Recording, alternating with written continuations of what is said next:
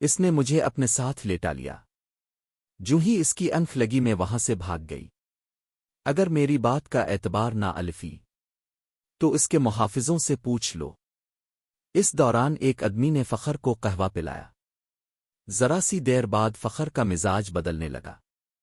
اس نے نفرت سے قکیلف لگایا اور کہا ہمیں حکم دیتے ہیں کہ عورت اور شراب سے دور رہو، اور خود شراب پی کر راتیں عورتوں کے ساتھ گزارتے ہیں۔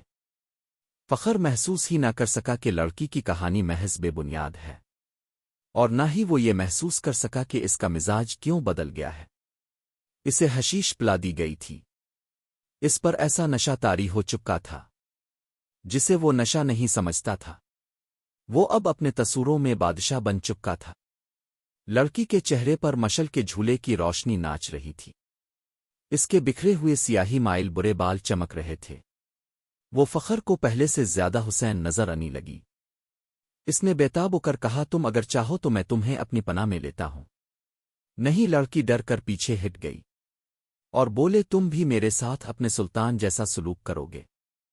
تم میرے ساتھ بھی اپنے خیمے میں وہی سلوک کرو گے، اور میں پھر سے تمہارے سلطان کے قبضے میں آ جاؤں گی۔ ہم تو اب دوسرے 6 لڑکیوں کو بھی بچانے کی سوچ رہے ہیں۔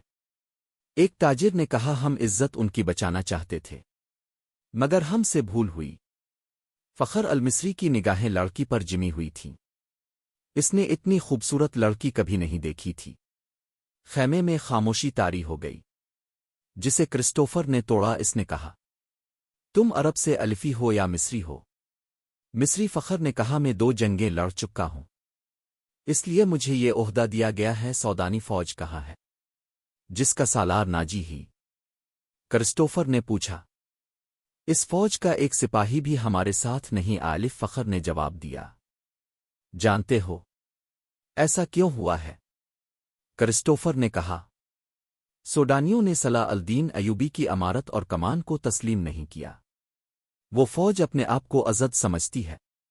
ناجی نے سلطان ایوبی کو بتا دیا تھا کہ وہ مصر سے چلے جائیں، کیونکہ وہ غیر ملکی ہے۔ اسی لیے ایوبی نے مصریوں کی فوج بنائی اور لڑانے کے لیے یہاں لے آیا۔ اس نے تم لوگوں کو شرافت اور نیکی کا جھانسا دیا اور خود عیش کر رہا ہے۔ کیا تمہیں مال غنیمت ملا ہے؟ اگر تمہیں ملا بھی تو سونے چاندی کے 2 ٹکڑے مل جائیں گے۔ صلیبیوں کے جہازوں سے بے بہا خزانہ سلطان ایوبی کے ہاتھ آلف ہے۔ وہ سب رات کے اندھیرے میں سینکڑوں اونٹوں پر لاد کر قاہرہ روانہ کر دیا گیا ہے، جہاں سے دمشق اور بغداد چلا جائے گا۔ سوڈانی لشکر کو سلطان نے ہتھیٰ کر کے غلاموں میں بدل دینا چاہتا ہے۔ پھر عرب سے فوج الفی گی اور تم مصری بھی غلام بن جاؤ گے۔ اس عیسائی کی ہر ایک بات فخر المصری کے دل میں اترتی جا رہی تھی۔ اصل باتوں کا نہیں بلکہ موبی کے حسن اور حشیش کا تھا۔ عیسائیوں نے یہ حربہ حسن بن صبا کے حشیشین سے سیکھا تھا۔ موبی کو بالکل توقع نہیں تھی کہ یہ صورتحال پیدا ہو جائے گی کہ ایک مصری ان کے تعاقب میں اس کے دام میں آ جائے گا۔ انہیں معلوم ہو گیا کہ فخر مصر کی زبان کے سوا اور کوئی زبان نہیں جانتا۔ موبی نے اپنے 5 ساتھیوں کو سنانا شروع کر دیا کہ رابن زیبی ہونے کا بہانہ کر کے زخمیوں کے خیمے میں پڑا ہے، اور اس نے کہا ہے کہ ناجی سے مل کر معلوم کرو کہ اس نے بغاوت کیوں نہیں کی، اس نے عقب سے صلاح الدین ایوبی پر حملہ کیوں نہیں کیا، اور یہ بھی معلوم کرو کہ اس نے ہمیں دھوکہ تو نہیں دیا۔ وہ باتیں کر رہی تھی تو فخر نے پوچھا یہ کیا کہہ رہی ہے؟ یہ کہہ رہی ہے، اب نے جواب دیا، اگر یہ شخص یعنی تم صلاح الدین کی فوج میں نہ ہوتے تو یہ تمہارے ساتھ شادی کر لیتی۔ یہ مسلمان ہونے کو بھی تیار ہے، لیکن کہتی ہے کہ اسے اب مسلمانوں پر بھروسہ رہ نہیں رہا۔ فخر نے بے تابی سے لپک کر لڑکی کو بازو سے پکڑا اور اپنی طرف گھسیٹ کر کہا اگر میں بادشاہ ہوتا تو خدا کی قسم تمہاری خاطر تخت اور تاج قربان کر دیتا، اگر شرط یہی ہے کہ میں صلاح الدین ایوبی کی دی ہوئی تلوار پھینک دوں تو یہ لو۔ اس نے عمر بند سے تلوار کھولی اور نیام سمیت لڑکی کے قدموں میں رکھ دی۔ کہا میں اب ایوبی کا سپاہی اور کمانڈر نہیں ہوں، مگر ایک شرط اور بھی ہے۔ لڑکی نے کہا میں اپنا مسئلہ تمہاری خاطر ترک کر دیتی ہوں، لیکن صلاح الدین ایوبی سے انتقام ضرور لوں گی۔ کیا اسے میرے ہاتھ سے قتل کرانا چاہتی ہو؟ فخر نے پوچھا۔ لڑکی نے اپنے ادمیوں کی طرف دیکھا۔ سب نے ایک دوسرے کی طرف دیکھا۔ آخر کرسٹوفر نے کہا، ایک صلاح الدین ایوبی نہ رہا تو کیا فرق پڑے گا؟ ایک اور سلطان آ جائے گا، وہ بھی ایسا ہی ہوگا۔ مصریوں کو آخر غلام ہی ہونا پڑے گا۔ تم ایک کام کرو، سوڈانیوں کے سالار ناجی کے پاس پہنچو اور یہ لڑکی اس کے سامنے کر کے اسے بتاؤ کہ سلطان صلاح الدین ایوبی اصل میں کیا ہے اور اس کے ارادے کیا ہیں۔ ان لوگوں کو یہ تو علم تھا کہ ناجی کا صلیبیوں کے ساتھ رابطہ ہے اور موبی اس کے ساتھ بات کرے گی، لیکن انہیں یہ علم نہیں تھا کہ ناجی اور اس کے محتم سالار خفیہ طریقے سے مروائے جا چکے ہیں۔ اس تک لڑکی کو ہی جانا تھا، اس کا اکیلے جانا ممکن نہیں تھا۔ اتفاق سے انہیں مصری مل گیا، لہذا اسی کو استعمال کرنے کا فیصلہ ہو گیا ہے۔ یہ آدمی چونکہ سلطان ایوبی کی نظر میں اگی تھے، اس لیے ابھی اس کی نظر میں رہنا چاہتے تھے۔ اس کے علاوہ انہوں نے موبی سے سن لیا تھا کہ ان کے شعبہ جاسوسی اور تحریب کاری کا سربراہ رابن اسی کیمپ میں ہے اور فرار ہوگا، اس لیے وہ اس سے مدد دینے کے لیے بھی وہاں پر موجود رہنا چاہتے تھے۔ ان کے ارادے معلوم نہیں کیا تھے۔ صلاح الدین ایوبی پر چلایا ہوا عید کا تیر خطا گیا تو انہیں سلطان ایوبی کے سامنے لے جایا گیا تھا۔ ان کا بہروپ اور ڈرامہ کامیاب رہا، لیکن ان کا مشن تباہ ہو گیا تھا۔ لہذا اب وہ بدلی ہوئی صورتحال اور اتفاقات سے فائدہ اٹھانے کی کوشش کر رہے تھے۔ فخر المصری حسن اور حشیش کے جال میں اگا تھا۔ اس نے واپس کیمپ میں نہ جانے کا فیصلہ کر لیا تھا۔ اس سے یہ مشورہ دیا گیا کہ وہ لڑکی کو لے کر روانہ ہو جائے۔ ان لوگوں نے اسے اپنا ایک اونٹ دے دیا، پانی کا مشک ایک مشکیزہ دیا اور تھیلے میں کھانے کا بہت سارا سامان ڈال دیا۔ ان اشیاء میں کچھ ایسی تھی جن میں حشیش ملی ہوئی تھی، وہ بھی کو ان کا علم تھا۔ فخر کو ایک لمبا چوغا اور تاجروں والی دستار پہنا دی گئی۔